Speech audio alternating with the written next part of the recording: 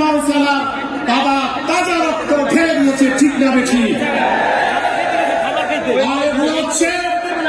অবশ্যই অবশ্যই বাংলার জমিনে কালেমার পতাকা পথ পথ করে উঠবে এবং সেই পতাকা আমরা দেখে যে আল্লাহ পাক রব্বুল আলামিন আমাদের মৃত্যু নসিব করে, ঠিক না বেশি? বন্ধুরা আমার, যে বিষয়টি বললাম সেটা হচ্ছে হক এবং বাতিলের মধ্যে পার্থক্য। হক এবং বাতিলের ভিতরে সংঘর্ষ অনিবার্য।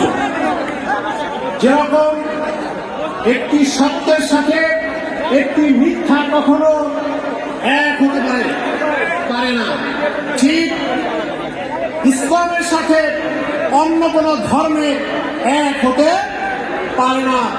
বন্ধুরা আমার, এই পৃথিবীতে যত নবী রাসূল এসেছেন সমস্ত নবী রাসূল তার বাতের পন্থীদের ভিতরে সংঘর্ষ হয়েছিল শুধু আদম এবং সুলাইমান আলাইহিস সালাম ব্যতীত, ঠিক না বেঠিক? আর একটু জোরে বলেন, ঠিক না বেঠিক? তাহলে বোঝা যাচ্ছে পৃথিবীতে ইসলামকে পরিপূর্ণভাবে বিজয় করতে হলে এরকম বাতিল ফেরকা আমাদের সামনে আসবে।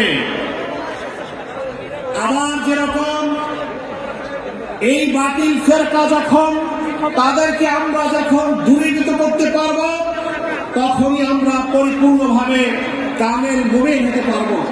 যেরকম ফিরআউন রাষ্ট্র ক্ষমতা যখন পেয়েছিলেন, রাসূল আকরাম সাল্লাল্লাহু আলাইহি সাল্লামের ভিতরে যে কোরআন এসেছিল সেই কোরআনে বলা হয়েছে ইযহাব ইলা ফিরআউন ইন্নাহু তাগা।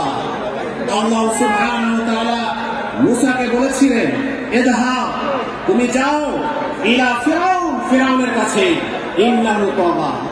সে করেছে কি? ফিরআউন এমন একটা কাজ করেছে। তখন তারা বলেছিলেন মুসা